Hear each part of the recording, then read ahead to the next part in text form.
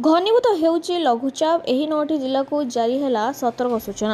राज्यर बहु स्थान में वर्षा होउची, किछि जगह प्रबल वर्षा रेकर्ड करा जायछि। पाणीपाग पूर्वानुमान कहिछि गुरुवार राज्यर अधिकांश स्थान में वर्षार संभावना रहिछि। 9टी जिलार प्रबल वर्षा होई पारे। लघुचाप घनीभूत होई स्पष्ट चिन्ह अवस्था रे बंगेय पश्चिम और पार्श्ववर्ती अंचल में रहिछि। तेबे एहा उत्तर पश्चिम दिगरे मुहाई झारखंड आड़कू पळाइबो। तेबे भुवनेश्वर पाणीपाग केन्द्रर सूचना मुताबक गुरुवार राज्यर अधिकांश स्थान में वर्षार संभावना रहिछि। सुंदरगढ़, केउंझर, झारसुगुड़ा, संबलपुर स्थाने स्थाने प्रबल अति प्रबल वर्षा होई पारे।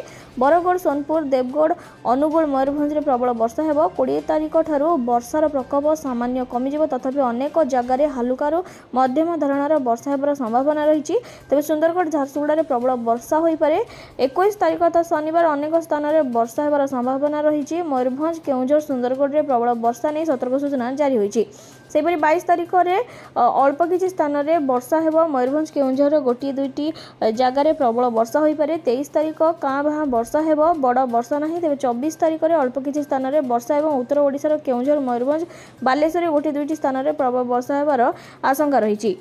सूचना अनुसार राज्यर विभिन्न जिले में 24 पर्यंत प्रबल वर्षार संभावना रही। 9 जिले में प्रबल वर्षा नहीं सतर्क सूचना जारी कर आंचलिक पाणीपाग विभाग।